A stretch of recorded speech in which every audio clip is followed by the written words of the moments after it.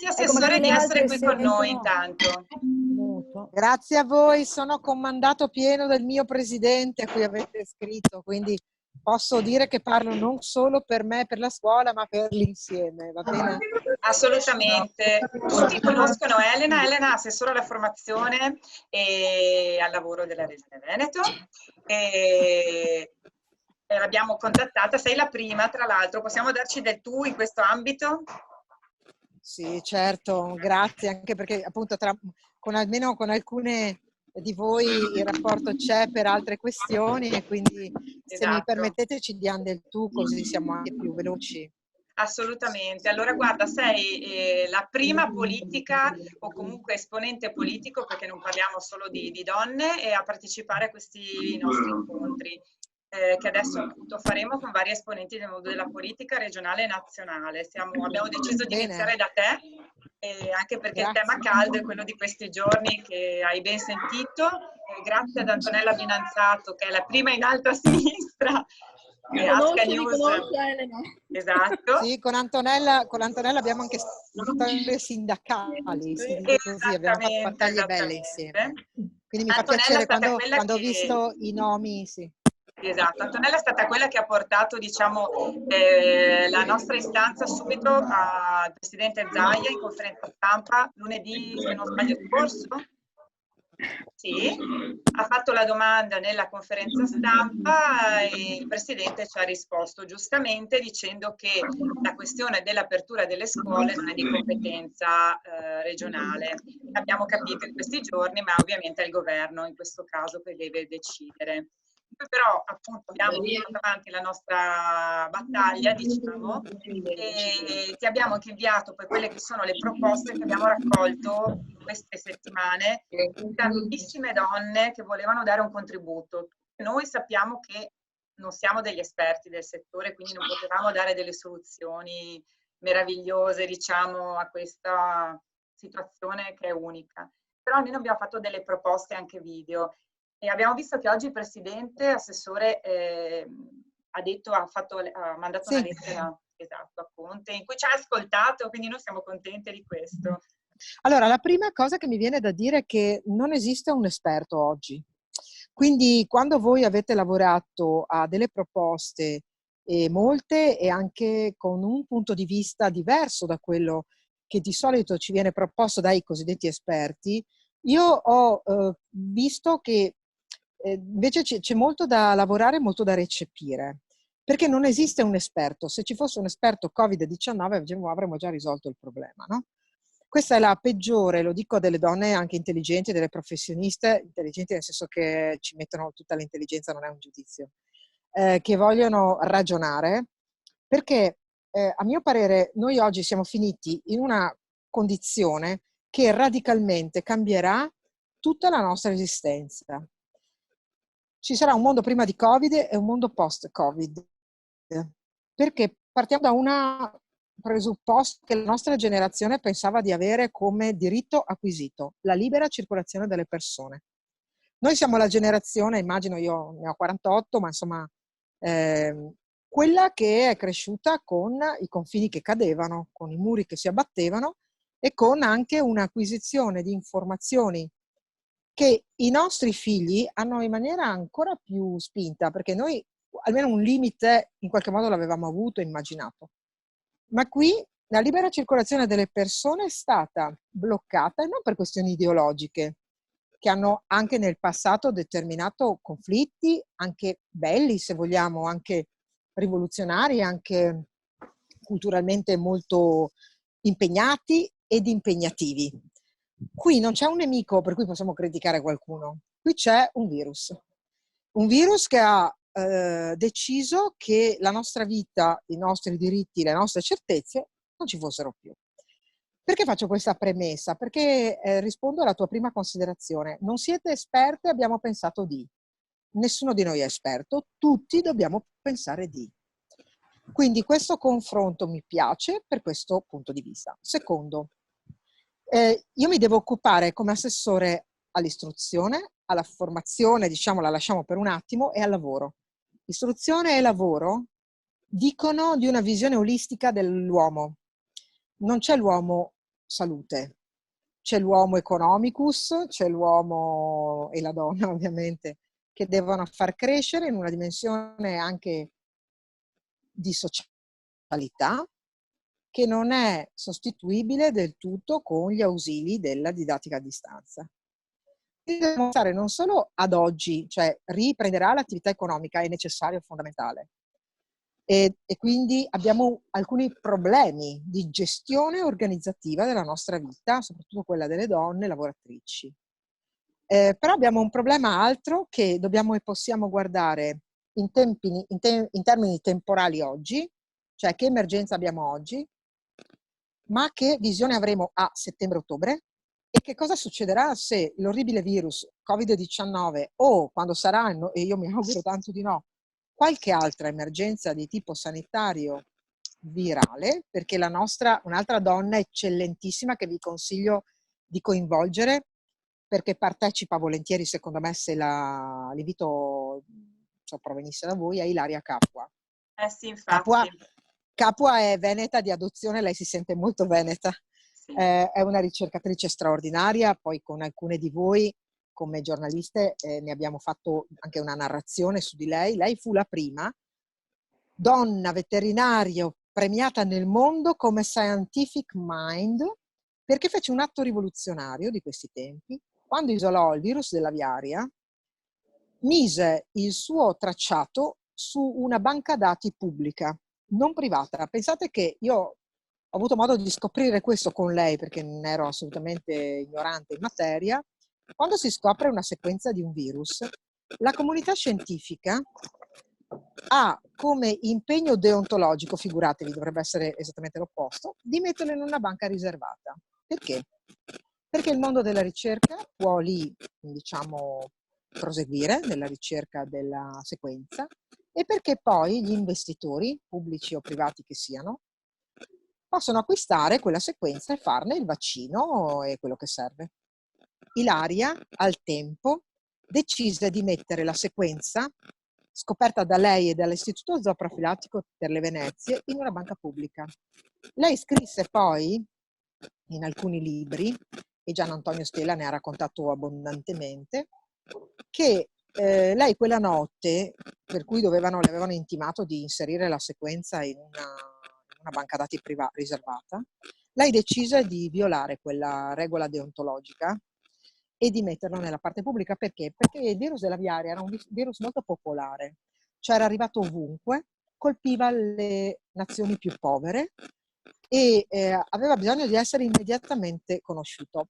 Vi dico questo perché Ilaria merita di essere appunto anche un punto di riferimento come confronto, perché è un grande biologo, ma perché continua a dire, e immagino che come me voi seguiate alcune trasmissioni, continua a dire quando parla in particolare da Floris alla 7, io l'ho riascoltata più volte, quando dice: abbiamo bisogno di seguire, di avere tutte le sequenze, abbiamo bisogno di conoscere, abbiamo bisogno di mettere in circolarità le informazioni. Allora, è una premessa perché non esiste un esperto solo, esistono tante visioni che devono stare insieme. Tra le proposte che voi avete fatto, io vi aggiungo, diciamo, una modalità che potrebbe essere anche un confronto tra di noi, anche importante come questo, ma anche magari meno formale. Allora, oggi sono accadute due cose. La prima, il governo ha deciso di convocare un gruppo di esperti e abbiamo una terza donna importante lì. La Lucangeli. Sono io la prima, ovviamente. Brava, Daniela Lucangeli è chiamata. Io conosco abbastanza i meccanismi di questi grandi gruppi di esperti. Rischiano di essere poi vittime di loro stessi, e Daniela Lucangeli invece è una ricchezza di libertà, è una ricchezza umana e di grande capacità di confronto. Al di là di quello che accadrà a livello centrale, noi comunque io vorrei comunque sperimentare un modello veneto, così come l'abbiamo fatto per la sanità, senza velleità di ribellione, ma mettendo insieme le intelligenze, le esigenze, i punti di vista. Quindi oggi accade questo, cioè c'è questo tavolo che si istituisce, ma c'è anche un altro tavolo, o meglio, un inizio di confronto che l'assessore Lanzarin, che è la mia collega, ha voluto, chiamandomi ovviamente a partecipare, perché ha iniziato a ragionare, credo anche su vostra spinta, cioè voi avete caldeggiato al presidente. Il presidente è comunque un uomo che legge tutto, sapete, anche se non riesce a rispondere a tutto, però legge e poi delega, e in questo caso l'approccio era quello sanitario, però sono stata convocata anch'io, chiaramente, per capire come lavorare su piani diversi e su modelli, ma strumenti che possano essere utili per un piano A, B, C, D, per fasce d'età, perché il tema scuola va in Veneto dallo 0 ai 6 anni, poi c'è la scuola dell'obbligo, che è dello Stato totalmente, completamente, quindi per quello che il Presidente ha anche risposto in quel modo. Poi ci sono però, come dice il decreto Cura Italia, un ordine, indica un'età 12 anni, 12 anni per avere il bonus, per esempio, per le babysitter, prima dei 12 anni, dopo i 12 anni si giudica in un altro modo l'accudimento dei minori. Poi ci sono però le fasce d'età diverse della scuola superiore, secondaria di secondo grado, delle scuole della formazione professionale che sono di totale competenza della regione, per cui si possono sperimentare cose di più. Ma in ogni caso oggi c'è stato anche questo, il primo tavolo di lavoro tra 0 e 6 anni, con presenti il Dipartimento di Sicurezza. Sappiate che un'altra donna molto intelligente è avete imparato a conoscerla, la dottoressa Russo.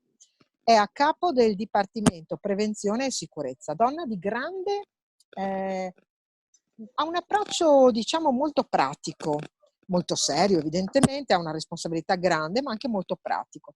Quindi c'era lei, c'erano i pediatri, per cui bisognerebbe avere un rischio zero, e giustamente è stato detto che il rischio zero in sanità non esiste. Poi c'erano le scuole dell'infanzia, quindi la Federazione Scuole dell'Infanzia, c'era l'ufficio scolastico regionale che si occupa dello 06, la dottoressa Donà, c'era la rappresentanza dei nidi, e per dire che entro lunedì tutte queste realtà potranno mandare delle proprie suggestioni, come avete fatto voi, su cui lavorerà certamente il Dipartimento Sicurezza, però senza volere solo un approccio sanitario. Ecco, io non vorrei fare un monologo perché sennò ascolto me stessa e invece vorrei ascoltare voi. Però vi ho dato, spero, un quadro e vi ho dato un aggiornamento. E vi dico anche l'ultimo passaggio, che come assessore al lavoro mi devo occupare di conciliazione dei tempi. Mi devo occupare di conciliazione dei tempi in termini non solo di diritti, ma di modalità organizzative.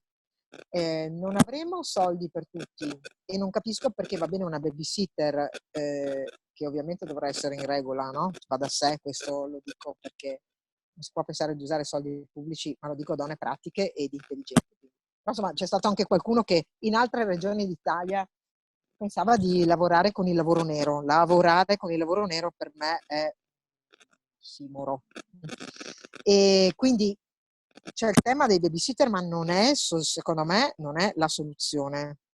È forse una parte, serve per alcune situazioni, ma avremo bisogno di modelli organizzativi con cui lavorare, col sindacato in particolare, perché entrate, uscite, avremo bisogno di pensare come quest'estate anche i centri estivi possano essere ripensati, perché io so che ci organizzeremo quando ci sarà l'apertura, perché mica possono tenerci in casa con tutto il bene tutta la vita, no? È impossibile.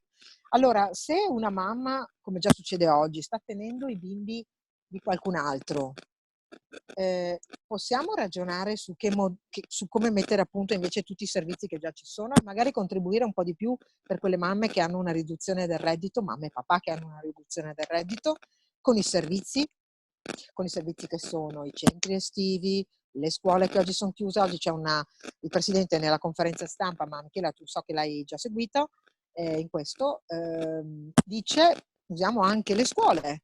Le scuole sono lì, sapete, cioè sono lì come luoghi, hanno tutto ciò che serve per avere grandi spazi. Non c'è solo la didattica, anche se io sono dell'idea che in parte la didattica debba riprendere, con tutte le misure ovviamente legate, se ci chiedono, a un distanziamento sociale, se ci chiedono a turni diversi, però pensate, e chiudo, che cosa succede a un bimbo di quinta elementare che deve andare alle medie? e che ha il trauma, a parte di non avere salutato in un passaggio della vita, che vi dirà la professoressa Lucangeli quanto sia importante sotto l'aspetto pedagogico. Io non sono un'esperta, io cerco di fare politica, quindi di avere una visione d'insieme, però la quinta elementare che va alle scuole medie, quindi poi si differenziano, come farà a recuperare? La terza media che deve andare alle scuole superiori e quindi da una scuola generalista, in un momento peraltro molto difficile che è quello dell'adolescenza più spinta, deve poi andare al liceo, all'istituto tecnico, alla scuola formazione professionale, all'istituto professionale. Qualche idea di recupero l'abbiamo nella testa oppure abbiamo fatto, ah no, ci vediamo a settembre, che tanto passa tutto. E se a settembre non passasse tutto, ecco perché dobbiamo ragionare di piani A, B, C, D. Grazie dell'ascolto. Adesso ascolto voi. Grazie Assessore, io so che c'è già qualche Cecilia e Laura che volevano fare una domanda, se non sbaglio. Decidi tu, parto io? Vai. Assessore, buongiorno, sono Laura Eduati, anch'io sono una giornalista e sono fin dagli albori nel cantiere delle donne. Io ho due domande collegate, nel senso, volevo capire, visto che Crisanti nei giorni scorsi ha detto, appunto, studiando il caso di Vo, che i bambini fino a 10 anni sembra che non si infettino e che non infettino. E sempre a Vo è uscito oggi un articolo molto interessante su vita.it, e se vuole lo giro se non è al corrente, ma forse ne è al corrente. Si parla di una scuola elementare dove il dirigente scolastico, tale D'Ambrosio, che dicono che sia un dirigente scolastico molto illuminato, stia già organizzando i bambini a turni in modo scaglionato per entrare in classe, diciamo, che ne so, invece di fare 40 ore settimanali ne fanno 20-24 ore, Sì. Sfruttando molto gli spazi esterni, lavorando molto sugli arredi. Io adesso sto leggendo Virginia da questo è più pesante articolo. di te. Ecco, e quindi mi chiedevo se questo esperimento di Vo, oltre che sanitario, che sta diventando quasi un esperimento anche scolastico, poteva essere anche uno spunto pratico per voi, per organizzare la riapertura delle scuole in maniera appunto scaglionata, con i bambini che stanno un po' distanti, e se questa notizia sanitaria di Crisanti può essere fondamentale, perché se i bambini non infettano, almeno le elementari potrebbero aprire. Nessuno mi ascolta, nessuno No, mi sente. Elena ti ha No, ascoltato. no, sì, ti ho ascoltato tutto, scusate. è che avevo capito Scusate. che ci fosse No, ho anche un visto il altro buio. intervento. Vuoi che raccogliamo Scusa, anche perché ho l'altra visto il domanda di buio. Cecilia? Cecilia, Sì, aspetta che direi non di ti sì. vedo. Dove sei? Cecilia, eccoti. Sì, buongiorno Assessore, non so se ti ricordi di me, ma sono la socia della Marina Buffoni, ci siamo conosciute negli anni in tante campagne elettorali. Io però ti volevo chiedere che posizione c'è nei riguardi dei BES, cioè dei bisogni educativi speciali, perché chiaramente i bambini che hanno i bisogni educativi speciali hanno degli insegnanti di sostegno che in questo momento non ci sono, tranne nelle scuole private, dove chiaramente loro già lo forniscono di default per scelta loro. Però non vedo in nessun caso, in nessuna richiesta, cioè non vedo in nessuna proposta, eccetera, che si parla di questi bisogni speciali. Sono bambini che hanno bisogni educativi particolari, per chi non lo sapesse, e vedo che insomma non se ne parla, però sono bambini che possono essere persi per strada.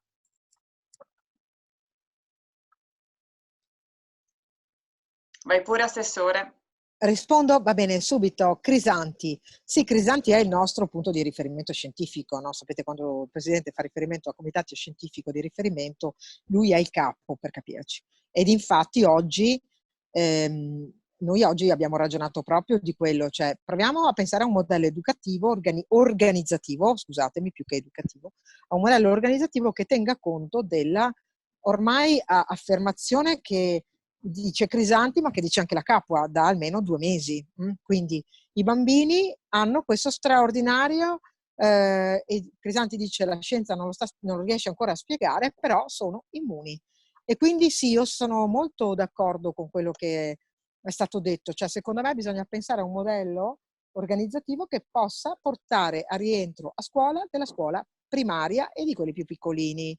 Come dicevamo, mattino, mezzogiorno, un giorno alternato, Tanto i famosi 200 giorni della scuola sono già stati superati da un decreto che è stato già convertito in legge, quindi non c'è più un riferimento alle ore, ma a, diciamo, il raggiungimento di alcuni obiettivi.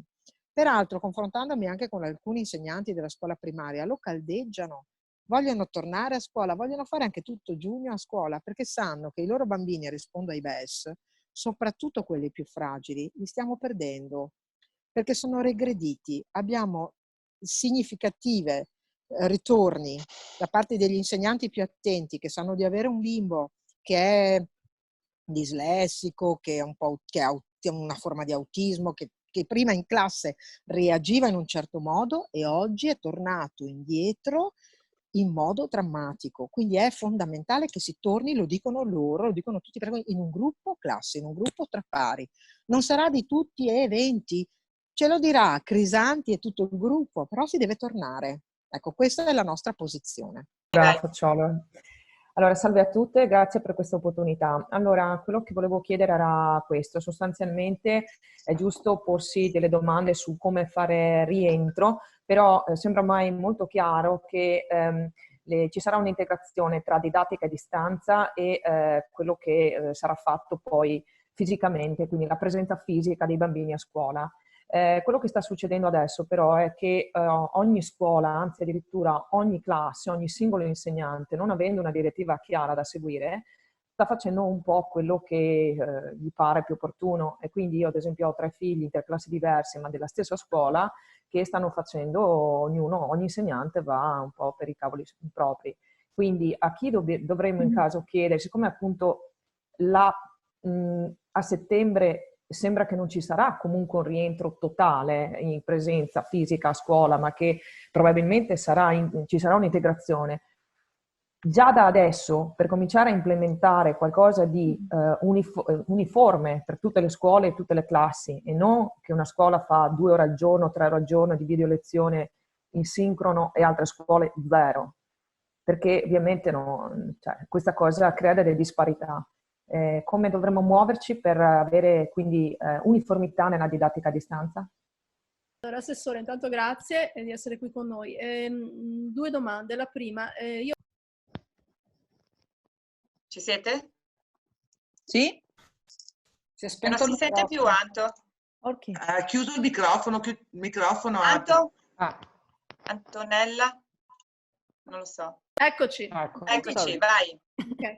No, allora 2 domande. La prima, sto raccogliendo le testimonianze di psicologhe che stanno lavorando in questo momento, soprattutto con i bambini e con gli adolescenti, e mi dicono che la situazione è abbastanza difficile e triste. I bambini, in qualche modo, i bambini in età dai 6 ai 10 o anche prima dai 5 agli 8 ai 10, insomma, nella scuola elementare, hanno una comprensione della situazione un po' mediata dalla loro maturità, considerano questa situazione un po' come se stessero un po' giocando, un po' no, però ovviamente il fatto di non poter uscire, di dover frequentare le lezioni online, di avere una sorta di impossibilità a sfogare la loro esuberanza infantile, sta cominciando a farsi sentire. Chi però soffre in maniera molto molto più pesante sono gli adolescenti. Gli adolescenti che sono in una fase molto delicata della loro evoluzione avrebbero bisogno del confronto con i coetanei, e questo confronto ormai non c'è più, è legato soprattutto al telefonino piuttosto che al computer, e quindi si sta creando anche una forma di dipendenza e di depressione. Ci sono anche molti casi ci sono state delle abbastanza ragazzini che ingrassano in casa perché lo stress della condizione li porta. Sentiamo scatti, Anto. A una sovralimentazione. Mi sentite? Mi sentite? Ok. No, a una sovralimentazione. A colpi, però adesso ci sei. Soprattutto per stress, e quindi c'è anche questo aspetto.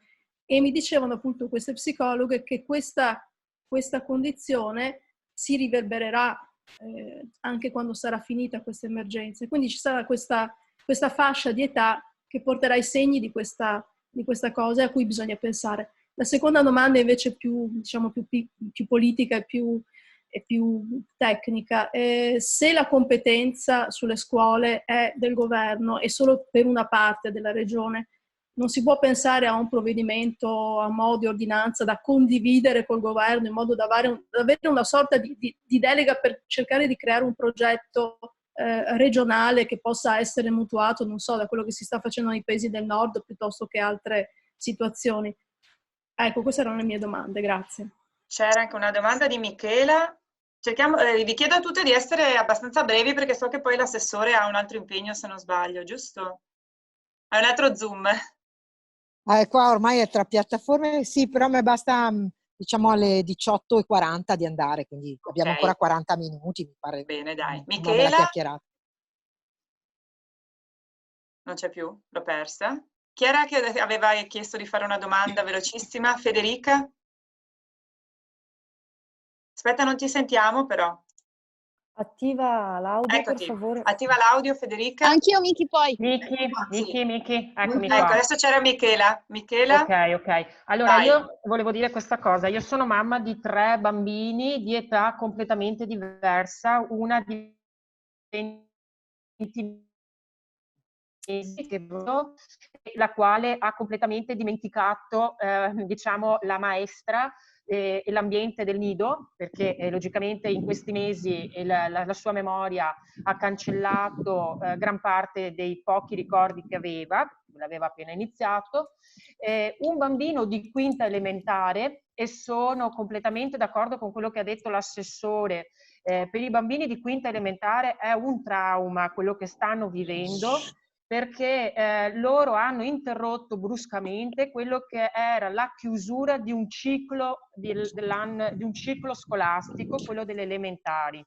È per me, tra i 3, è quello che io appena mi sono risente di più di insediata questa sono stata situazione, subissata perché da è richieste demotivato, provenienti dai non riesce a cittadini nel risolvere capire, il si ha problema dello difficoltà con spaccio. questa didattica a distanza, si ha E quindi difficoltà ho anche fatto un con i giro in collegamenti città internet. A e casa nostra c'è effettivamente, una insomma, non è un bel grossa vedere. Stiamo mettendo giù una strategia per cercare di con elezioni, collegamenti che vanno e vengono, si perde continuamente la inizialmente con linea, un e quindi presidio questo crea in fisso lui una sul grossa territorio, frustrazione man perché mano non ci riesce a arriviamo. seguire le Però lezioni. in questo, E un ecco, ragazzino di occorre 14 sempre anni in comunque il prima contributo dei superiore cittadini. che Perché io ti frequenta libero la attualmente una zona, scuola privata, però e che la voi scuola in questo dovete caso, devo dire, ha funzionato conquistare il bene vostro e si è territorio con attivata da l'iniziativa. subito con Perché se lezioni voi lasciate gli spazi pubblici, online tutta la giardini, mattinata. piazze libere, è importante Cosa mi sento di dire in questo? Sicuramente, io allora intanto volevo capire, perché abbiamo parlato di immunità dei bambini, ma volevo capire bene cosa volesse dire immunità,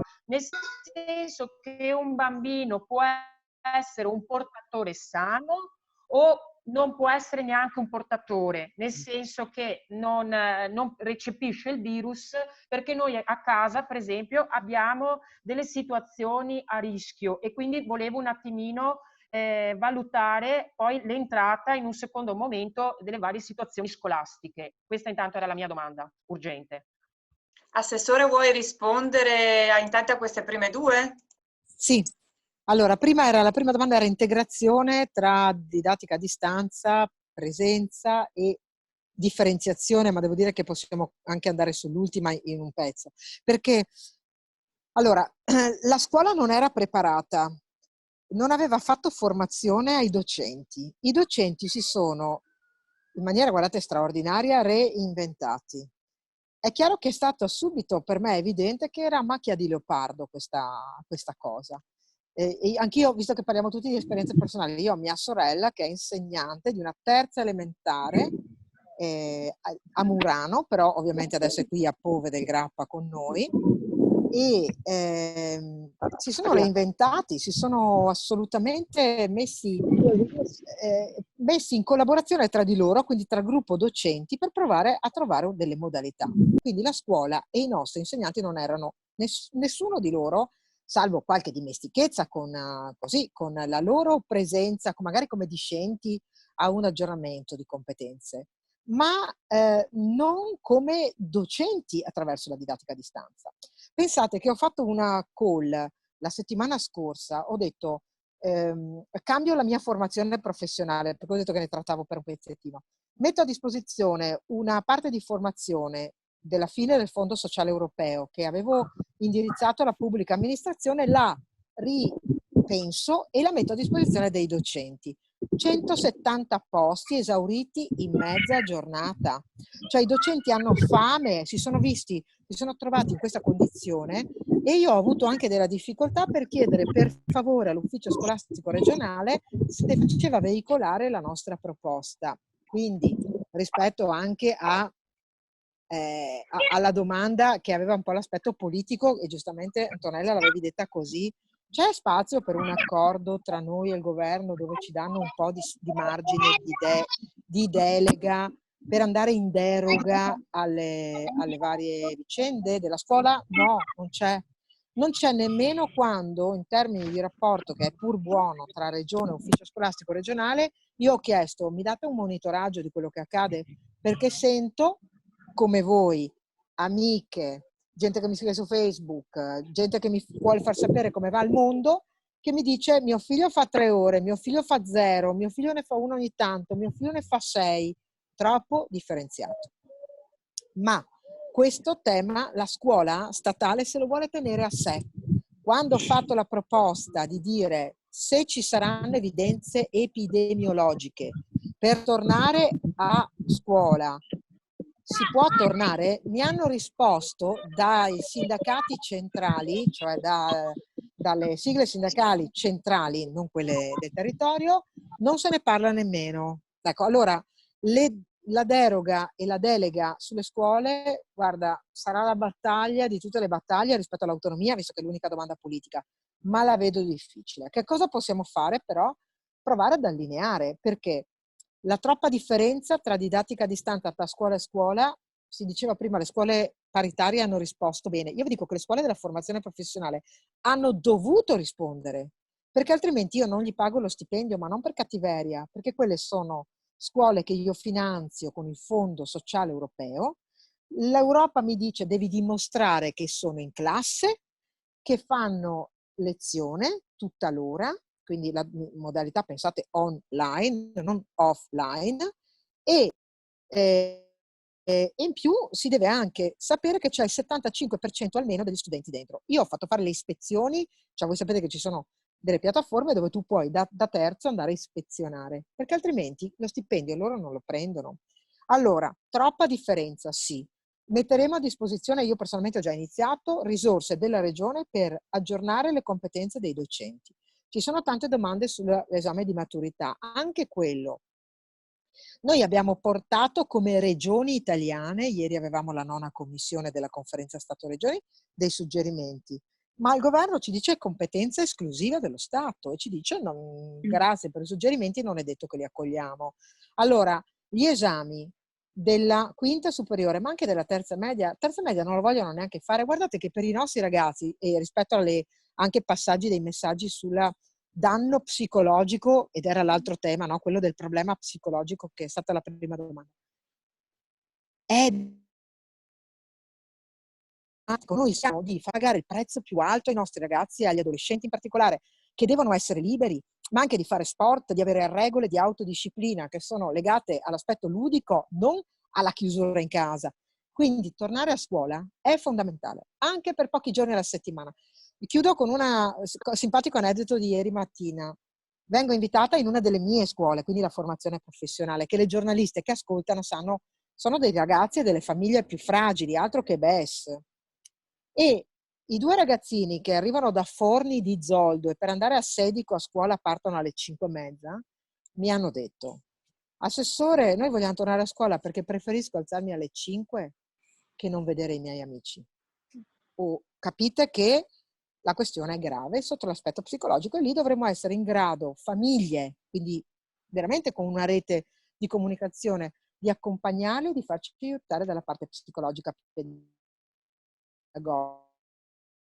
permette alla professoressa Lucangeli di aiutarmi non solo tra 0 e 6 anni, ma per tutto l'arco, soprattutto di adolescenti. E guarda, Assessore, la Lucangeli l'abbiamo invitata appunto a un incontro, mi ha detto che è oberata giustamente, ma che ci promette di esserci, quindi avremo modo sicuramente di Manderò anch'io un confrontarci. messaggio chiedendole personalmente di venire con voi a fare questa chiacchierata. Perfetto, allora E se non sbaglio... mi inserirò anch'io ad ascoltare solo. Assolutamente ti vogliamo. Allora, nell'ordine, se non sbaglio, Romina, Federica, giusto? Prego. E Io ci sono. Romina, vuoi fare? Se tocca a me, sì, ok. Non so se sono andata prima perché non vedo Federica, ma l'aveva già fatta forse la domanda? Uno o l'altra, non c'è problema. Ok. Assessore, una cosa molto veloce. Siccome c'è... Allora, io parlo da mamma, ma anche da giornalista, perché c'è molta confusione su quelle che sono le direttive, le linee guida, cosa fare e cosa non fare per proteggersi, no? Per quanto riguarda i piccolini, di fatto, perché ad oggi non si è ancora arrivato a stilare una sorta di vademecum, mi passi il termine, su cosa effettivamente si rischia se si volesse rientrare magari in forma graduale, con delle opzioni che potrebbero essere le più consone alla situazione, in modo da cercare di placare tutte quelle ansie che si stanno creando in questo momento. Facciamo fare anche a Federica la domanda. Allora, buongiorno a tutti, buongiorno assessore. Io ho in realtà 2 domande. La prima, scusate che l'ho scritto anche un po' sul gruppo, è quello che riguarda le rette degli asili, delle materne e delle scuole paritarie che molti di noi stanno affrontando pagando al 100% in un momento di difficoltà indubbia, per alcuni più difficile rispetto ad altri, però comunque che le scuole dicono che dobbiamo pagare il top, in quanto la Regione Veneto non dà nessun tipo di aiuto per coprire questo periodo. Allora, io volevo capire se da parte della Regione c'è una visione rispetto a dare dei rimborsi alle famiglie per queste rette che per chi ha bambini, figli al nido sono elevatissime, per chi ha la materna anche, per chi magari sceglie la scuola primaria paritaria per esigenze organizzative familiari, magari un po' meno, però devo dire che il servizio che uno, vuol dire, mi passi il termine un po' economico, paga, non è di certo quello che la scuola sta erogando adesso. Le 3 ore di didattica a distanza non coprono le 8 ore di presenza, che significa anche attività laboratoriali, relazioni con l'altro, attività di motoria, tutta una serie di cose. E questa è la prima domanda. La seconda domanda è quella relativa invece ai centri sportivi, nel senso che questi bambini di tutte le età, dai più piccoli ai più grandi, sono chiusi in casa dall'8 di marzo. I miei figli, uno di 9 anni e uno di 13, sono usciti l'ultima volta l'8 marzo, dopodiché sono rimasti chiusi in casa. Sono passati da una realtà di attività motoria e anche forse troppo stressante, da 4 allenamenti a settimana a nulla, però adesso le ripercussioni anche dal punto di vista psicologico sono forti, perché mio figlio più grande, e conosco bene la Lucangeli per, appunto, per la peculiarità di mio figlio, e quindi diciamo che conosco molto bene la professoressa Lucangeli, ha la necessità a 13 anni di avere dei rapporti sociali puliti attraverso lo sport, attraverso i gruppi scout, attraverso la relazione con l'altro. Allora noi in questi 3 mesi io ho la paura che tutto il lavoro che è stato fatto vada vanificato e dobbiamo tornare indietro con ragazzi e bambini che hanno delle realtà importanti anche di difficoltà relazionali e anche di peculiarità questo sistema di didattica a distanza sta, a mio avviso, completamente azzerando. Cioè il fatto di fare un'ora di lezione, un'ora di compiti, non è la stessa cosa. è la stessa cosa di essere in classe, di relazionarsi con l'altro, di capire qual è la difficoltà dell'altro, dell'accettare l'altro e l'altro che accetti il diverso nel bene e nel male, che può essere sia un diverso con deficit, ma un diverso... Federica, ti chiedo di chiudere, se no non ce la facciamo. Era solo questo, grazie. Ok. Grazie. Assessore, vuoi rispondere intanto alle loro due domande? Sì, perché mi sono resa conto, ascoltando questa domanda ultima, che non ho risposto a un pezzo della prima, di una delle prime. Il rischio sanitario, perché vedete, ora, c'è stata una delle domande, è stata come possiamo riportarli, chi si assume il rischio, c'è una certezza che i bambini fino a 10 anni non abbiano nessuna, Crisanti ha detto, bene, allora, ribadendo il fatto che il rischio sanitario non può mai essere a zero, però vi dico anche che non sono la persona adatta a rispondere e quindi alcune domande, se provo a sintetizzarle, le riporterò e vi proverò a restituire. Ma c'è un fatto però che non collima con, questo approccio non collima con l'ultima domanda, l'ultima più considerazione che domanda. Mio figlio è chiuso in casa dall'8 marzo e ha delle sofferenze, e se questi ragazzi, che sono tutti diversi, non è questione di avere o meno problemi, vedete, ci sono sensibilità diverse, ma c'è un dato vero, che tutti i ragazzi hanno bisogno di socializzazione e che hanno bisogno, piccoli e fino ad arrivare ai più grandi, di avere rapporti fuori dalla famiglia, che siano sportivi, perché c'è bisogno di fare attività, che siano di relazione tra pari, che siano di rapporti con il proprio insegnante, ma ce n'è fondamentale bisogno.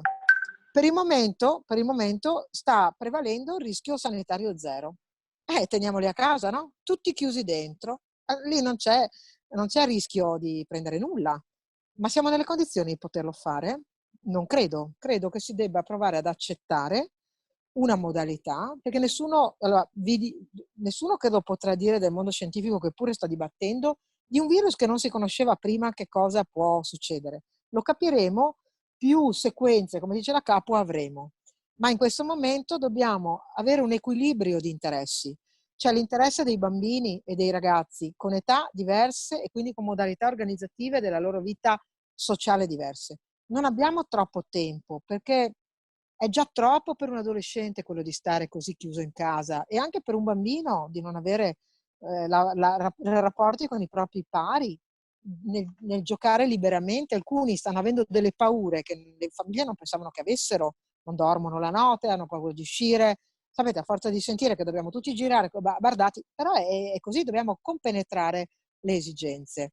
Colpa un po' anche nostra, Elena, dei giornalisti, che forse abbiamo raccontato questa cosa, perché si parla anche molto della comunicazione, e giustamente qui una mamma diceva forse c'è stato un allarmismo eccessivo, e quindi dobbiamo anche in questo senso abbassare i toni. Guarda, io non so, io non sono per scaricare la responsabilità, sai, perché su nessuno, però forse proprio perché abbiamo fatto i conti con una cosa che non pensavamo fosse così, oggi siamo tutti nelle condizioni di dire aggiorniamo un po', aggiustiamo un po' il nostro comportamento. Ma io stessa, io se guardo indietro e guardo che approccio avevo avuto, forse ne avevo avuto un approccio di un tipo, oggi ne ho di un altro. Però va bene anche dircelo, va bene anche avere un senso della comunità, che non c'è sempre qualcun altro che deve fare qualche cosa per noi, no? Ma magari ci rendiamo conto che tutti insieme stiamo affrontando un grande problema, che parte dalla considerazione iniziale: nessuno è un esperto. Quindi anche noi adesso, come la comunichiamo, quello che ci stiamo dicendo, come per me è l'idea politica è quella di tornare a scuola anche a giugno, perché l'ho detto, ripetuto, credo più volte, che prima era stata massacrata perché mi dicevano: ah, tu sei pazza, la sicurezza, il contratto di lavoro, e chi mi garantisce? Oggi però magari si dice: ma insomma, se la curva epidemiologica scende, se mi cominciano a dire che i ragazzi hanno bisogno di stare insieme e i bambini sono più immuni di altri, la domanda perché lo sono non lo so, chiediamo a Crisanti, però se questo è vero, troviamo delle modalità per farli stare insieme, queste creature, anche un po' di sport. È chiaro che lo sport di contatto, se mi dici rugby, basket, però il tennis, la corsa, l'atletica si potranno fare? Cioè, ogni cosa deve avere un equilibrio, non c'è sì, no e basta. E rispetto all'altra considerazione, che le rette, le pago, non le pago. Ora, le pago per un servizio pieno, la Regione cosa fa? Allora, la Regione ha messo le risorse che ha potuto mettere nella cassa integrazione in deroga perché questi settori non sarebbero altrimenti coperti. Quindi in parte gli ammortizzatori sociali per dire che le vostre rette potrebbero essere, con un ragionamento che si deve fare con le scuole e con le organizzazioni dei genitori, slittate. Quello che ho pagato ora e che magari non è stato per nulla usufruito lo facciamo pagare più avanti. Però se queste persone hanno lavorato, ricordatevi che gli ammortizzatori sociali, parlo adesso ovviamente per le scuole che potevano fare didattica a distanza, quindi la primaria in particolare, io lì non posso perché se un lavoratore è in costanza di lavoro, ancorché in costanza di contratto di lavoro, quindi se sta lavorando non può essere pagato. Altra cosa è per i nidi, cioè altra cosa è per quei servizi che invece sono stati proprio del tutto sospesi. Cosa sto facendo io come regione? Ho provato a chiedere al governo che equiparasse i diritti che un lavoratore dello Stato ha, cioè stipendio pagato comunque, non è una colpevolizzazione, è un dato di fatto, e stesso servizio erogato da un datore di lavoro privato, scuola privata, paritaria, asilo nido privato, non ha. Quei lavoratori lì io li ho ricompresi negli ammortizzatori della regione e per quelle IPAB, enti di diritto pubblico, che non potevano essere coperti da ammortizzatori sociali, ho trovato io dei soldi dal bilancio del lavoro che ho terminato. Quindi le rette proviamo a farle slittare per quei servizi che non sono stati erogati. Per un servizio minore, 3 ore invece che 6, mi spiace, ma non li abbiamo pagati a ore, li abbiamo pagati per quello che possono fare, altrimenti dovremmo fare così anche con la scuola dello Stato. Allora, so che nell'ordine dovrebbe esserci, spero di non sbagliare, abbiate pietà. Allora, Cinzia, se non sbaglio, aveva una domanda, giusto? Poi c'era Lara e Laura. Sì, salve, buonasera a tutti intanto. Allora, la mia domanda in realtà è molto molto semplice. Allora, sarà forse perché vengo da un'esperienza di vita per cui sto vivendo abbastanza bene anche questa cosa del Covid-19, perché io ho vissuto in Africa per tanti anni, per cui la prima cosa che dovevamo pensare era la nostra salute, quindi ne ho viste un po' di tutti i colori. Quindi forse ci può essere d'aiuto lei per qualche consiglio. No, però diciamo forse ho un punto di vista un po' meno allarmistico di quello che hanno le persone che sono comunque vissuti sempre in posti estremamente puliti. Io sento appunto tutte queste bellissime proposte di ricominciare la scuola e sono perfettamente d'accordo, a ore, a fasce, 1 ora, 2 ore, un giorno. Quello che io volevo capire è possibile, cioè è pensabile che dove è possibile si venga obbligati perché per delle mamme o dei papà, perché qua parliamo sempre di mamme, però esistono anche i papà a questo mondo. Grazie a Dio.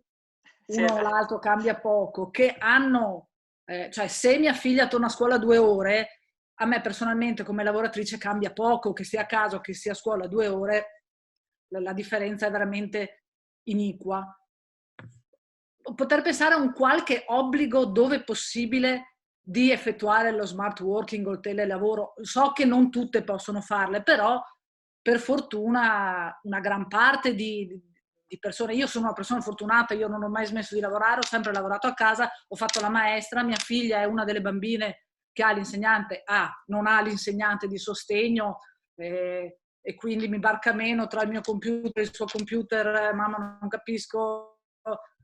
Quindi ecco, proprio quasi un'imposizione, tu azienda, i tuoi dipendenti che devono lavorare a casa. Cioè la nostra azienda sta operando in questa maniera qui, non mi interessa come stai, tu stai a casa, appunto, e lavori da lì. Che già... Grazie Cinzia, poi Laura e Lara.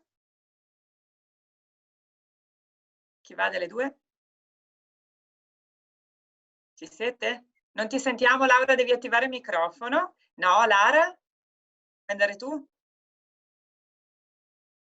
No? La prossima che dovrei, finché loro non, comunque adesso io te le leggo, ma c'è qualcun altro che vuole fare una domanda? Sì, Sabrina, però non ti sentiamo. Sabrina, attiva il microfono anche te.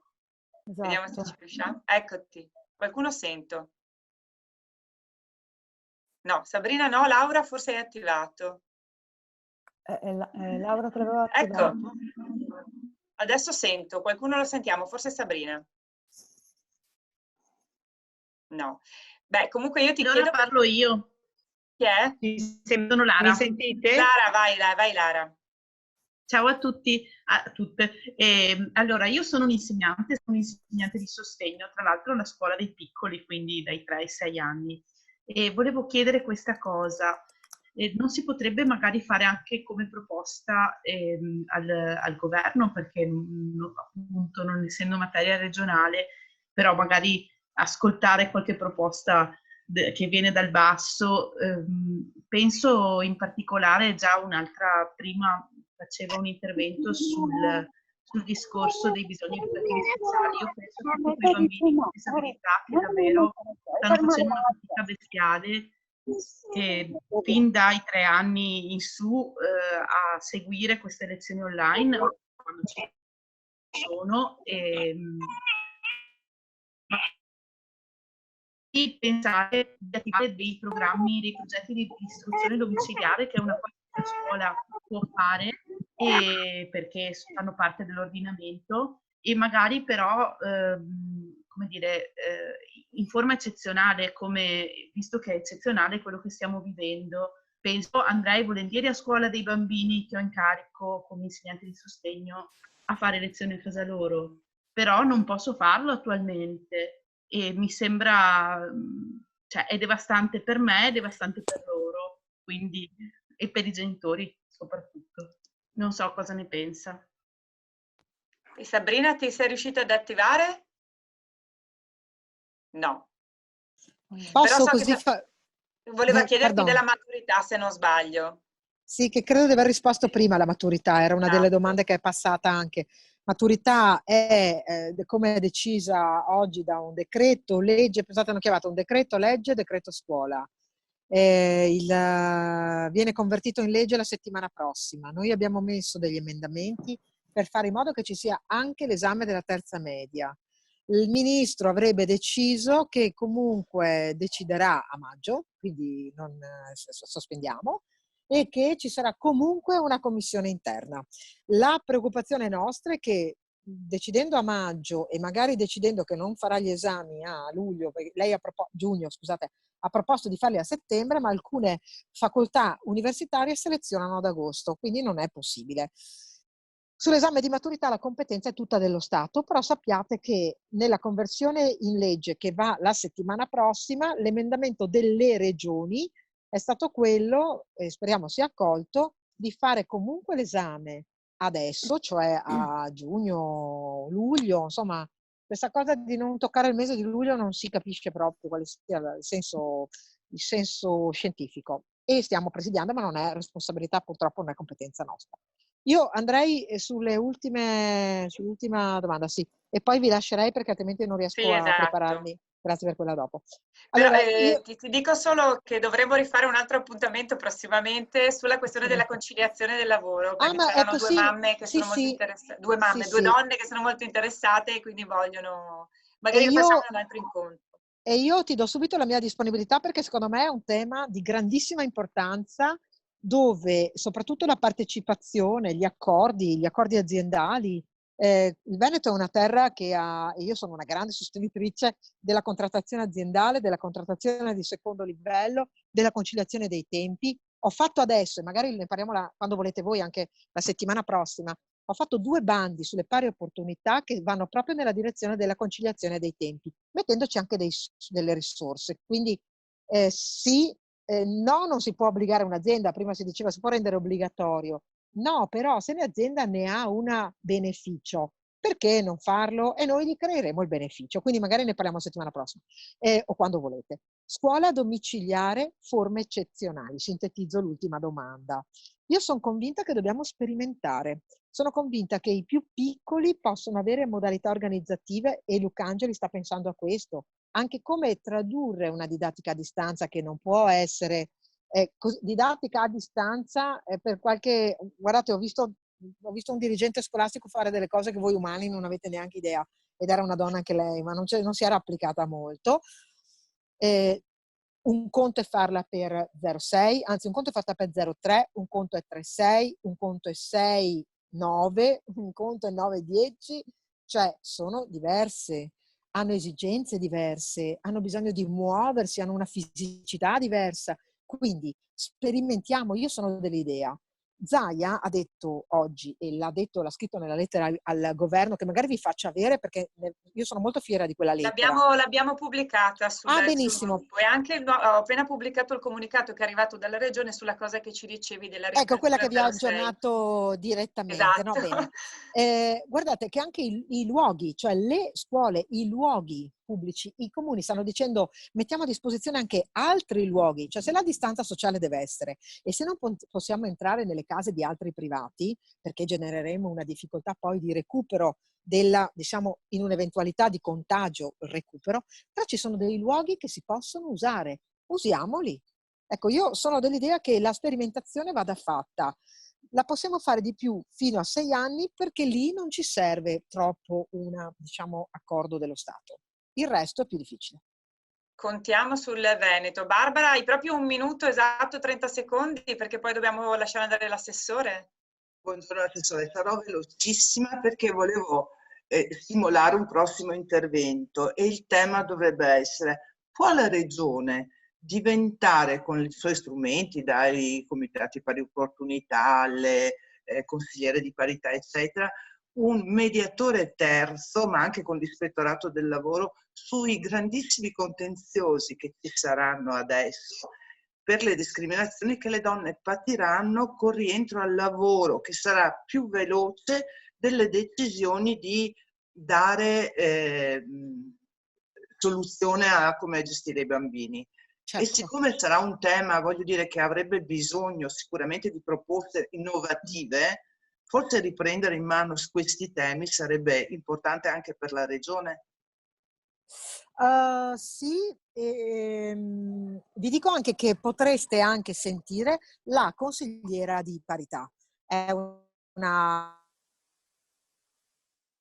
donna, si chiama Miotto, ed è la consigliera di parità, è un istituto giuridico del Ministero del Lavoro che ha proprio le precipue competenze di verifica, conciliazione e anche, diciamo, indicazione di quali sono le casistiche più rilevanti. Quindi secondo me sì, ve lo dico da assessore al lavoro, con delega anche alle pari opportunità, questa cosa si può fare anche bene, senza dover immaginare di andare solo di fronte a contenziosi, ma magari accompagnando le imprese a comprendere che ci sono delle questioni che vanno affrontate meglio se per esempio si risponde in una maniera più conciliante alle esigenze di una madre o un padre che hanno necessità di tipo genitoriale. Allora, assessore, noi ti ringraziamo. Tra l'altro voleva fare una domanda, ma la rimandiamo alla prossima volta, anche la Marisa Roncato, delle Valeggerie Roncato, che è qua sotto. E quindi ti ringraziamo innanzitutto di essere stata la prima, è andata molto bene e ci dispiace solo per l'inconveniente tecnico, ma abbiamo risolto velocemente. Abbiamo risolto subito. Donne, esatto. Sì. Allora, intanto in bocca al lupo e speriamo appunto di sperimentare, di continuare a sperimentare. Noi del Cantiere delle Donne ci siamo. E anche per farti delle proposte per lavorare volentieri. È una fucina, è un cantiere nel vero senso della parola, e quindi avremo modo di inviarti un po' di proposte. Ma guarda, se posso chiudere, anch'io ho trovato molto interessante e piacevole questa conversazione tra di noi, anche molto stimolante. Ho preso appunti, faccio vedere, prendo appunti. Ho preso appunti perché abbiamo bisogno appunto di darci una mano vicendevolmente, più occhi, più sensibilità e soprattutto molto al femminile, siamo molto più pratiche e molto più capaci di trovare la sintesi, saranno utili e io ho bisogno di avere una sponda e un confronto, perché altrimenti veramente si rischia di avere solo un unico punto di riferimento che è magari il nostro, perché chiusi qui dentro non è vero che siamo più connessi, siamo molto più disconnessi. Quindi grazie per questa conversazione. Grazie mille, assolutamente. Noi ci siamo, penso di dirlo a nome di tutte. Sì, grazie. assolutamente.